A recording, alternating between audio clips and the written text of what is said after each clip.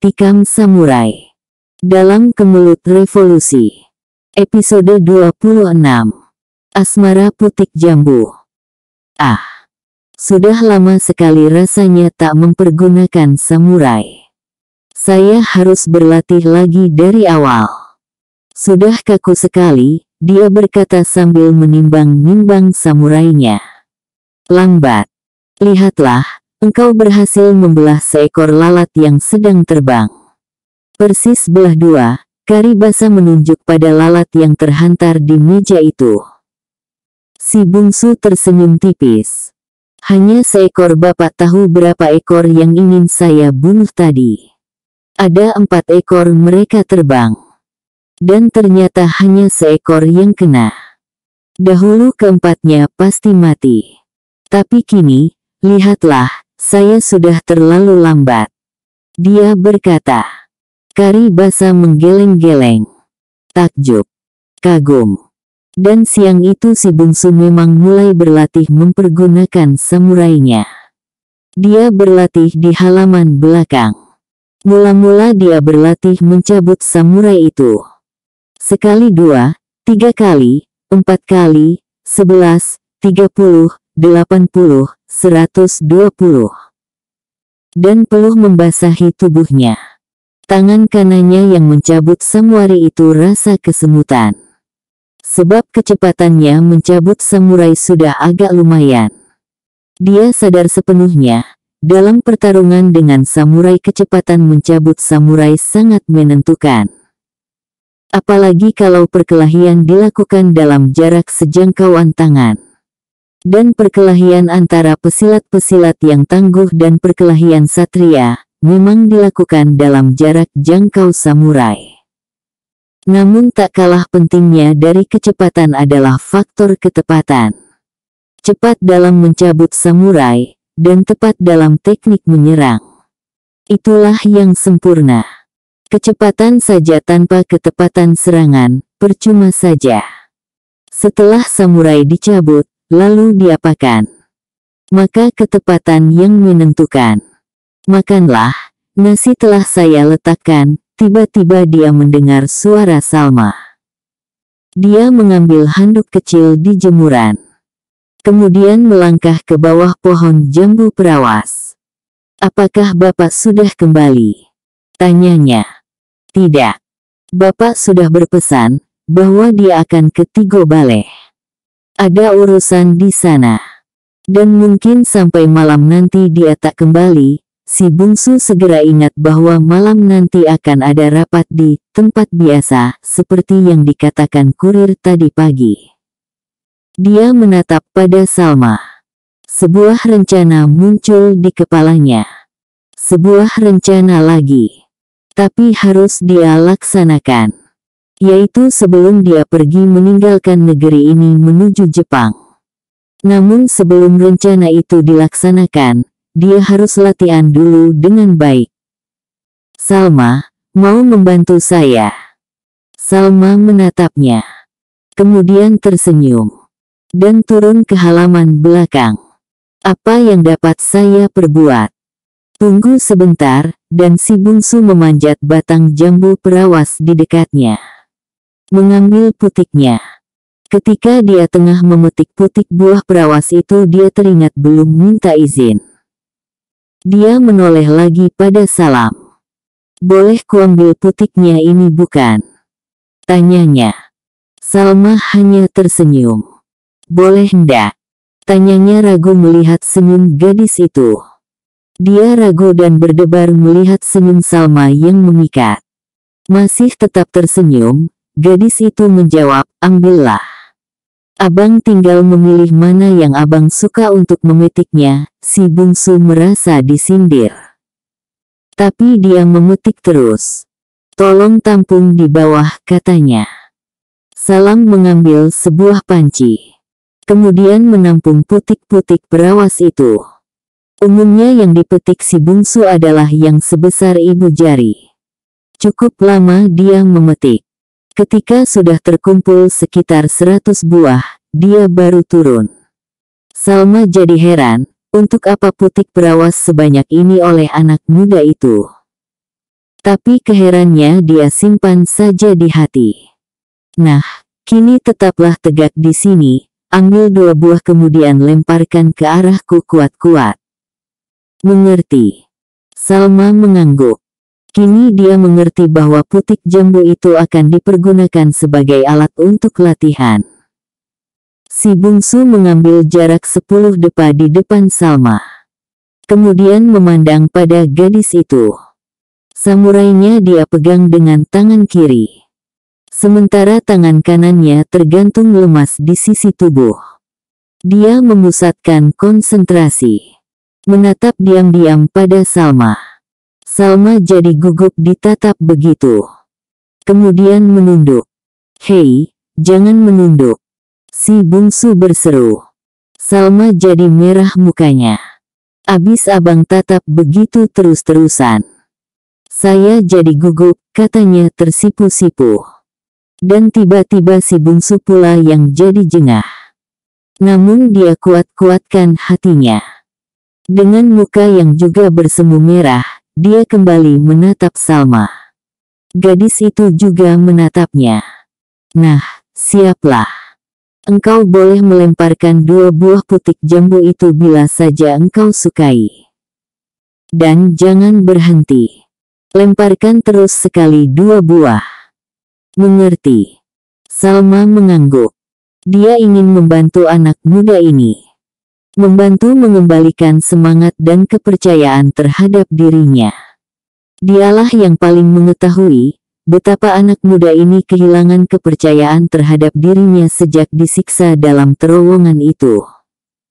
Dia mengetahui hal itu ketika merawatnya di biliknya lebih dari sebulan. Dia mendengar betapa anak muda ini merintih, memekik, mengeluh dan bahkan menggigil melihat jari-jari tangan kirinya yang dipatahkan Jepang. Dan ketika telah sembuh, dia melihat betapa setiap kali anak muda itu merenung, menatap pada tangannya, mengepal-ngepalkan tangannya itu, kemudian menggerak-gerakannya. Kini nampaknya dia ingin berlatih. Dan Salma berniat membantunya sekuat tenaga. "Awas!"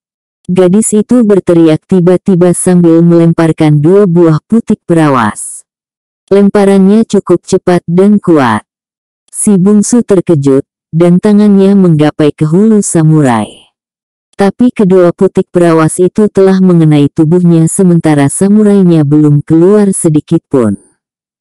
Salma jadi kaget. Kenapa terlalu lamban anak muda itu? "Udah, kenapa?" tanyanya sambil mendekat pada si bungsu. Si bungsu menggeleng. Salma tegak di sisinya. "Kenapa? Tanganmu sakit lagi?" tanyanya sambil memegang tangan si bungsu. Si bungsu tambah menunduk, menarik nafas panjang. Kemudian menatap pada Salma. "Ya, tidak hanya tangan, tapi tubuh saya juga terasa lumpuh," katanya perlahan.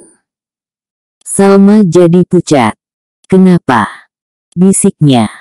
"Karena matamu," jawab si bungsu.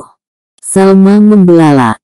"Ya, saya seperti lumpuh." "Engkau tatap begitu Salma." Dan tiba-tiba gadis itu menunduk. Hatinya berdebar kencang. Kakinya menggaris-garis tanah. Dan si bungsu terkejut ketika dilihatnya pipi gadis itu basah. "Salma, saya menyakitimu." Salma masih menggaris-garis tanah dengan ibu jari kakinya. Kemudian menggeleng. "Lalu kenapa?" "Udah mempermainkan saya," jawabnya perlahan. Dia sebenarnya bahagia, tapi sekaligus juga sedih. Bukankah dalam mimpinya, dalam igaunya ketika sakit, dia dengar si bungsu puluhan kali menyebut nama Mei Mei. Mempermainkan. Sungguh mati, saya jadi gugup seperti lumpuh. Kau tatap seperti itu. Tapi maafkan kalau ucapan saya itu menyinggung perasaanmu. Salma mengangkat kepala. Kemudian tersenyum.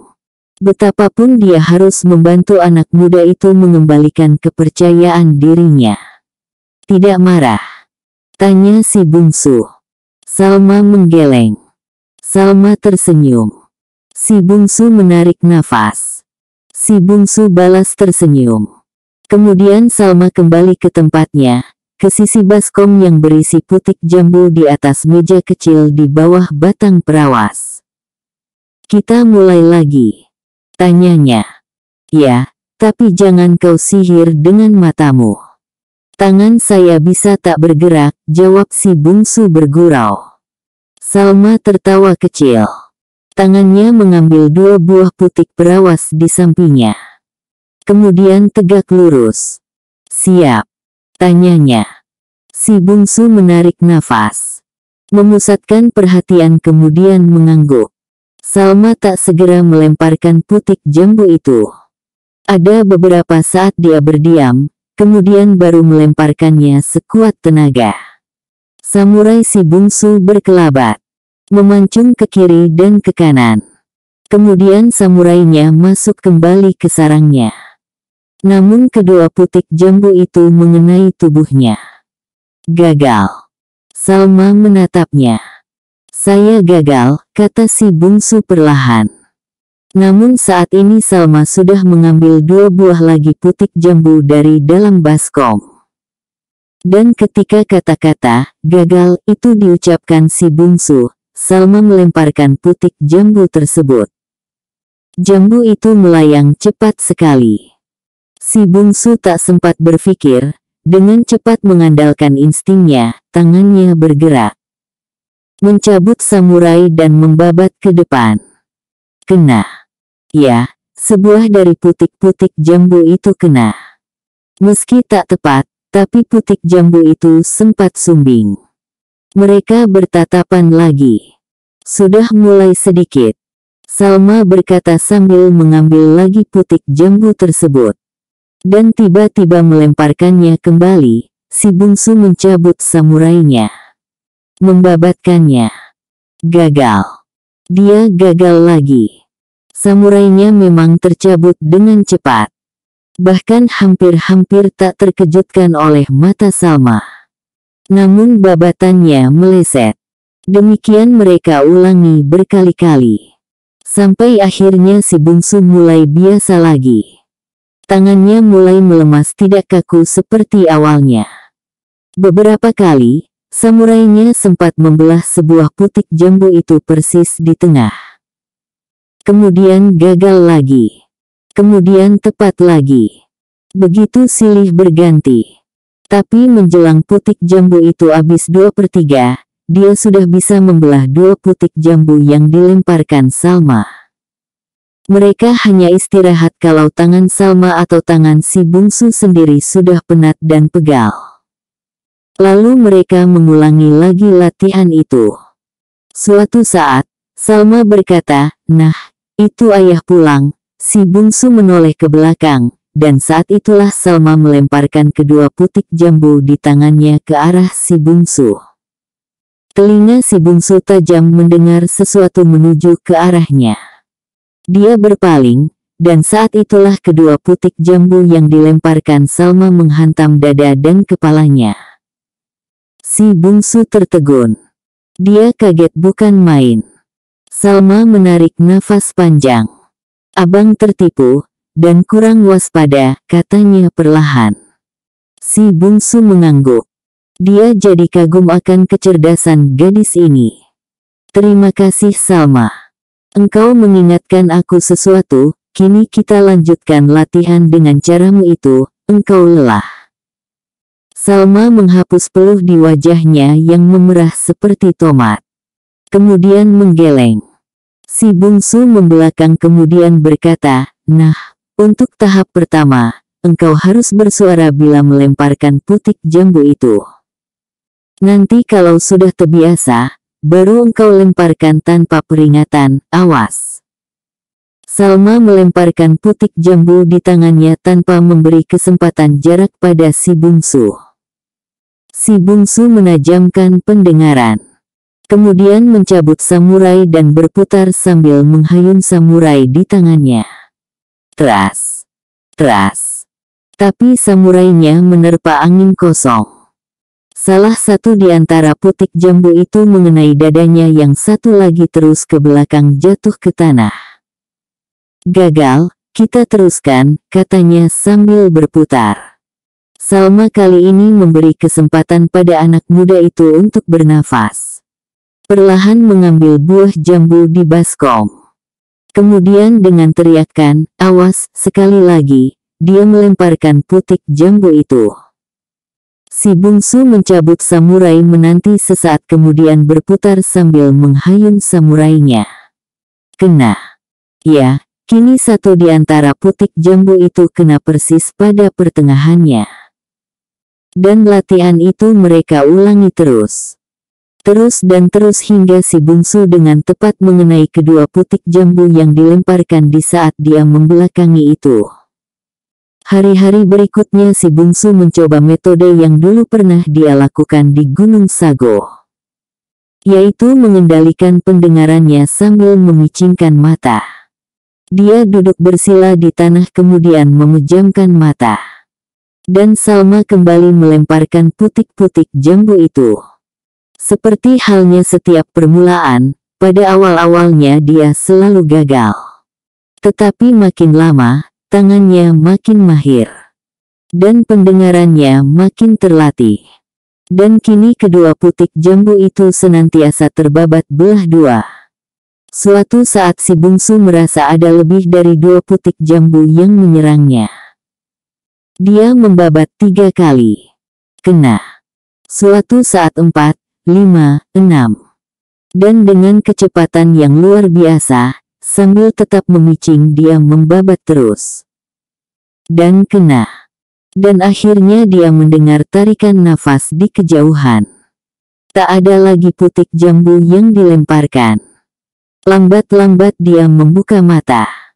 Dan di bawah pohon perawas sana, dia lihat Salma dengan tubuh berpeluh. Gadis itu menatap padanya dengan tersenyum. "Lelah?" tanyanya sambil bangkit mendekati Salma. "Penat dan kehabisan peluru," jawab Salma. Dan si bungsu melihat betapa panci di depan gadis itu sudah kosong. Dia tersenyum. "Bukan main, yang terakhir 8 buah sekali saya lemparkan." "Lihatlah, semua kena," kata Salma. 8 buah. Si bungsu kini balik bertanya dengan heran. "Ya, 8 buah. Masa tak tahu? Saya hanya merasa ada 6 buah, ya, saya lihat hanya 6 kali tebas." Tapi dengan 6 kali tebas itu ke-8-nya kena. "Barangkali ada yang sekali tebas 2 buah, Salma berkata perlahan. Matanya menatap ke tempat si bungsu sejak tadi. Dan di sana, terdapat belahan-belahan putik jambu. Berserakan memenuhi halaman belakang rumah itu. "Sudah merasa lega kini?" tanya Salma. Si bungsu menatap dalam-dalam ke mata gadis itu. Aneh, ada suatu perasaan yang membuat hatinya jadi buncah dan tak tenteram. Perasaan yang membuat hatinya berdebar. "Terima kasih Salma. Engkau telah bersusah payah merawat diriku, membantu mengembalikan kepercayaan pada diriku, membantu melatihku. Terima kasih, aku takkan melupakan budimu," katanya perlahan. Salma tersenyum, mukanya bersemu merah. "Hari sudah sore. Tidak lapar?" tanyanya pada si bungsu. Si bungsu sudah akan mengangguk, ketika gelang-gelangnya berbunyi. Dia tersenyum malu, Salma juga tersenyum. Dan sore itu dia makan dengan lahap. Makannya bertambuh-tambuh. Hubungan antara keduanya berjalan makin akrab. Salma tak banyak bicara, namun tatapan matanya yang gemerlap lebih banyak berucap. Dan suatu hari, dia menanyakan sesuatu yang sudah lama ingin dia tanyakan pada si bungsu. Sesuatu yang membuat hatinya sebagai gadis yang pertama kali jatuh cinta jadi luluh. Yaitu tentang perempuan lain, yang namanya selalu disebut si bungsu dalam igawannya ketika sakit dulu. Abang berkali-kali memanggil namanya, Mei Mei. Tentulah dia seorang gadis yang cantik, kata Salma hari itu, sambil tangannya meneruskan sulamannya. Si bungsu tak segera menjawab. Salma menanti dengan berdebar. Sebagai perempuan, dia tak mau ada perempuan lain dalam lelaki yang dia cintai. Tapi sebaliknya, dia tak pula mau merebut lelaki yang telah jadi milik orang lain. Iya, dia seorang yang cantik dan amat berbudi. Akhirnya si bungsu menjawab pelan. Salma merasa jantungnya ditikam. Penjahit ditanya terguncang, ibu jarinya tertusuk. Sakitnya bukan main, namun lebih sakit lagi jantungnya. Dia ada di kota ini, tanyanya dengan suara nyaris gemetar. Ada, jawab si bungsu pelan. Salma ingin meletakkan sulamannya. Ingin berlari ke kamar dan menangis di sana. Tapi dia kuatkan hatinya, kenapa tak udah bawa dia jalan-jalan kemari, tambahannya. Dan dia jadi heran, kenapa mulutnya bisa bicara begitu. Padahal hatinya menjerit luka. Dia tak mungkin datang kemari. Tapi saya ingin ke tempatnya sore ini, kalau engkau mau aku ingin membawamu ke sana. Kau mau bukan? Dan Salma mengangguk. Meskipun setelah itu dia ingin memotong kepalanya yang sudi saja mengangguk. Padahal dia ingin menggeleng dengan keras agak 10 atau 20 kali. Dan sore itu, mereka memang pergi ke sana. Ke tempat perempuan bernama Mei Mei itu. Salma jadi heran ketika si bungsu membawanya ke sebuah pemakaman kaum di Tarok. Pekuburan itu terletak dalam paluhan hutan bambu. Dan di sebuah pusara, si bungsu berhenti. Salma tegak di sisinya. Mengapa kita kemari? Tanyanya pelan sambil menutupi kepalanya dengan kerudung. Engkau ingin mengenal Mei Mei bukan? Disinilah dia. Dalam pusara ini. Dia meninggal setelah diperkosa bergantian oleh selusin tentara Jepang. Salma merasa tubuhnya menggigil. Dia berpegang ke tangan si bungsu. Dan si bungsu menceritakan bagaimana dia bertemu dengan Mei Mei. Bagaimana penderitaan gadis itu semasa hidupnya. Dan dengan jujur juga menceritakan bahwa mereka telah berniat menikah, namun maut lebih duluan menjangkaukan tangannya. Salma menangis terisak-isak. Si bungsu menunjukkan pula 3 pusara lainnya. Masing-masing pusara Datuk Penghulu, kusir bendi yang ternyata intel Republik itu. Kemudian pusara istri Datuk itu dan pusara si Upik, anak gadisnya yang meninggal malam itu di tangan kebiadaban tentara Jepang. Lama mereka terdiam. Kemudian Salma membersihkan keempat pusara itu bersama si bungsu. Gadis itu mencari sepohon bunga kemboja. Mematahkan dahannya yang berbunga lebat, menancapkannya di pusara Mei Mei. Terima kasih Salma. Kau baik sekali, kata si bungsu. Salma menghapus air matanya. Si bungsu memeluknya dalam tiupan angin sore yang semilir.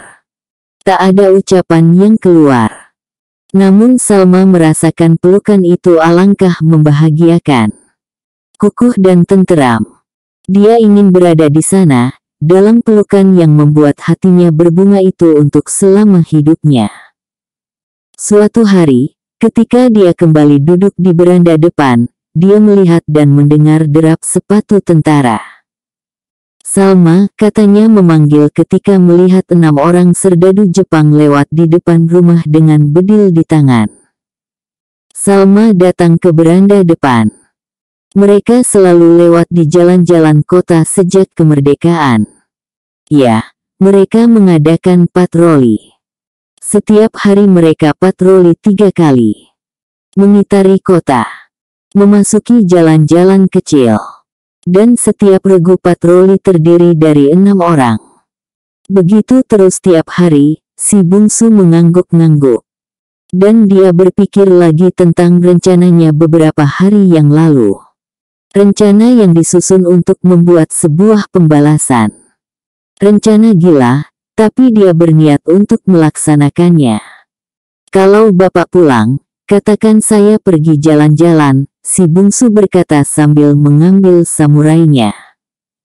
Salma jadi tertegun. Ada firasat tak enak menyelusup di hatinya. Katakanlah semacam rasa cemas. Dia ingin mencegah anak muda itu untuk tak pergi. Tapi dia yakin, anak muda itu tak tercegah. Udah, hanya itu yang mampu diucapkan ketika si bungsu sudah sampai di jenjang.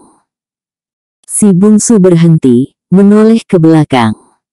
Gadis itu menatapnya dengan sinar mata yang sulit untuk diartikan. Lembut dan dalam. Seperti teluk yang damai di mana kapal-kapal berlabuh. Hati-hatilah, akhirnya ucapan itulah yang terlontar dari bibirnya. Namun dari matanya banyak sekali ucapan yang tersirat. Si bungsu menaiki lagi anak tangga yang dia turuni sebanyak 2 buah. Dia pegang tangan Salma, menggenggamnya. Terima kasih Salma, kemudian dia berbalik, buru-buru menyusul serdadu Jepang tadi. Salma menatapnya hingga lenyap di balik tikungan. Keenam serdadu Jepang itu sudah memutari separuh kota Bukit Tinggi. Regu patroli jalan kaki itu dipimpin oleh seorang Shocho, sersan mayor. Keenam mereka tak seorang pun yang memakai samurai. Shocho memakai pistol di pinggangnya. Sementara 5 orang lagi, yang terdiri serdadu-serdadu berpangkat Itohei prajurit 1 3 orang dan berpangkat Jotuhei prajurit kepala 1 orang. 1 orang lagi adalah wakil komandan dengan pangkat Heicho Kopral. Kelima mereka memakai bedil panjang lengkap dengan sangkur terhunus di ujung bedilnya. Mereka tengah lewat di dekat penghentian bendi tak jauh dari jenjang gantung yang melintasi jalan, yang menghubungkan pasar Teleng dengan pasar bawah, ketika tiba-tiba saja seorang anak muda menghadang mereka. Shocho yang memimpin regu itu jadi gusar melihat anak muda yang tegak bertolak pinggang di depannya. Dengan tangan kanannya ia dorong anak muda itu. Sebenarnya, kalau saja mereka tidak kalah perang dengan sekutu, anak muda ini barangkali telah dia tampar. Atau dia tangkap dan diseret ke markas. Tapi kini situasi sudah berbeda jauh. Mereka adalah tentara yang kalah. Makanya mereka cukup hati-hati. Minggir, katanya sambil mendorong. Namun saat itulah yang ditunggu anak muda yang tak lain daripada si bungsu, samurainya bekerja dan tangan yang mendorongnya tiba-tiba dibabat putus hingga ke batas siku. Shocho itu memekik. Kelima anggota regunya terkejut dan siap untuk mengadakan pembalasan. Namun keadaan sudah diperhitungkan si bungsu. Dia sudah mengira bahwa rencananya itu rencana gila. Tapi dia merasa kasihan pada pejuang-pejuang yang selalu kalah dalam tiap penyergapan di luar kota. Begitu tangan sersan mayor itu putus, dia menyergap tubuhnya dari belakang. Kemudian seperti dia mengancam Mayor Akiyama di Birugo dahulu, begitu pula lah yang dia perbuat kini. Sersan itu dia ancam dengan melekatkan mata samurainya ke lehernya. Letakkan seluruh bedil kalian di tanah, kalau tidak saya sembelih komandan kalian ini. Lekas. Si bungsu menghardik. Kelima serdadu itu tersurut. Mereka jadi ngeri melihat darah yang menyembur dari tangan sersan yang putus itu. Sersan itu memekik dalam bahasa Jepang agar anak buahnya meletakkan bedil. Dan keenam serdadu itu segera menyadari bahwa yang menghadang mereka itu adalah si bungsu. Anak muda yang ditakuti itu. Yang telah lolos dari tahanan di dalam terowongan dahulu. Menyadari bahwa yang mencegatnya adalah si bungsu, keenam mereka benar-benar tak mampu berkutik. Dan kelima serdadu itu mencampakkan bedil mereka ke tanah. Meski hari itu bukan hari balai, bukan Sabtu dan Rabu, namun orang tetap ramai ke pasar. Dan dalam waktu sebentar saja, tempat itu telah dikerumuni orang. Penduduk melihat makin lama makin ramai dari kejauhan. Kalian tanggalkan pakaian kalian semua. Cepat! Si bungsu berteriak lagi. Dan tanpa menunggu perintah kedua, mereka berlomba menanggalkan baju dan celana dinasnya. Nah, kini dengarkan baik-baik. Katakanlah pada Letnan Kolonel Akiyama bahwa si bungsu mencarinya. Pergilah cepat. Berkata begini, dia mendorong tubuh Sersan Mayor yang dia ringkus tadi. Sersan Mayor itu terjajar. Kemudian melangkah menjauh.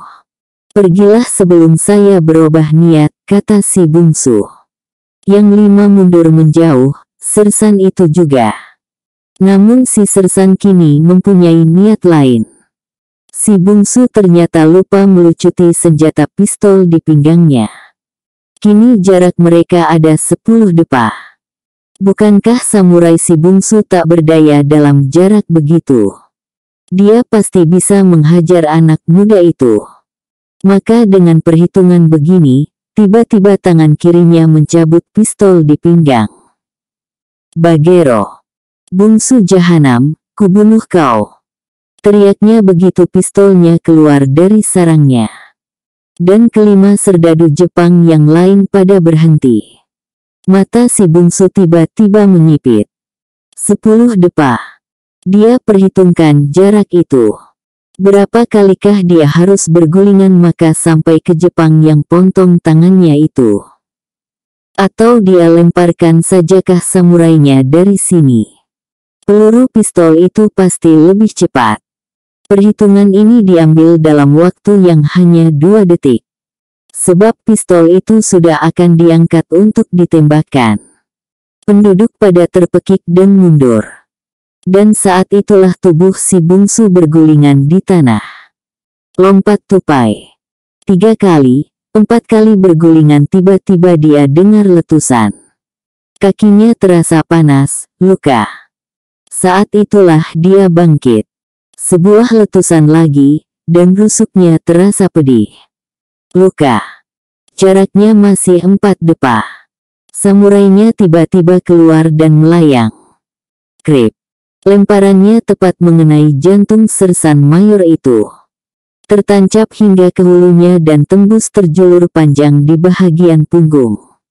Sersan itu berusaha menarik pelatuk pistolnya. Namun tubuhnya terkulai tiba-tiba. Jatuh, dan mati. Si bungsu cepat memburu, menyentakkan samurai itu dan menatap 5 Jepang yang hanya bercelana kolor di depannya. Kelima Jepang itu tiba-tiba balik kanan dan ambil langkah 1000. Lari. Jangan lupa sampaikan pada Akiyama, saya mencarinya. Si bungsu berteriak. 2 orang tentara Jepang saking takutnya sambil berlari itu lalu mengiyakan. Angguk ketakutan. Si bungsu melihat kaki dan rusuknya yang pedih tadi. Hanya luka tergores. Tak parah. Meski darah mengalir cukup banyak. Jika ada di antara kalian pejuang bawah tanah, ambillah bedil ini dan pergi cepat sebelum Jepang tiba. Dia berkata. Sunyi sejenak. Dan tiba-tiba saja 4 lelaki berkain sarung di bahunya muncul ke tengah. Mengambil senjata-senjata dan pakaian yang ditinggalkan Jepang itu. Mereka menatap sejenak pada si bungsu. Kami sudah banyak mendengar tentang nama besarmu anak muda. Dan hari ini kami lihat betapa nama besarmu itu tidak kosong semata. Terima kasih atas bantuanmu. Tuhan akan selalu melindungimu. Salah seorang dari yang berkain dan bersebol yang berkumis dan bertubuh kekar berkata. Dan sehabis berkata begini, keempat mereka hilang di antara palunan manusia. Menyelinap di balik-balik rumah. Dan lenyap entah kemana. Kalian menghindarlah dari sini, jangan sampai didapati Kempetai nanti. Si bungsu memberi ingat pada penduduk sambil berjalan cepat-cepat. Penduduk pun pada bertebaran menghindarkan diri. Namun beberapa orang masih tegak di sana menatap pada sersan yang mati itu. Dan saat itulah selusin lebih Kempetai telah mengepung tempat tersebut. Ada 6 orang lelaki, dan 3 orang perempuan yang tak sempat menghindarkan diri. Yang masih terlongo-longo menatap mayat sersan itu ketika Kempetai datang. Semua mereka ditangkap untuk pemeriksaan dan menanyakan kemana si bungsu dan siapa yang mengambil bedil yang ditinggalkan tadi. Kalau saja mereka mengikuti petunjuk si bungsu agar menghindar cepat dari sana, maka mereka tentulah tak usah dapat kesusahan ditangkap Kempetai. Tapi mereka tak dapat pula disalahkan sepenuhnya. Pertunjukan, seperti yang baru saja mereka lihat, di mana seorang pemuda Indonesia melawan dan menelanjangi tentara Jepang, seorang lawan 6 orang, dan pemuda Indonesia yang seorang itu menang pula, benar-benar belum pernah bersua dalam hidup mereka. Bersambung ke episode 27.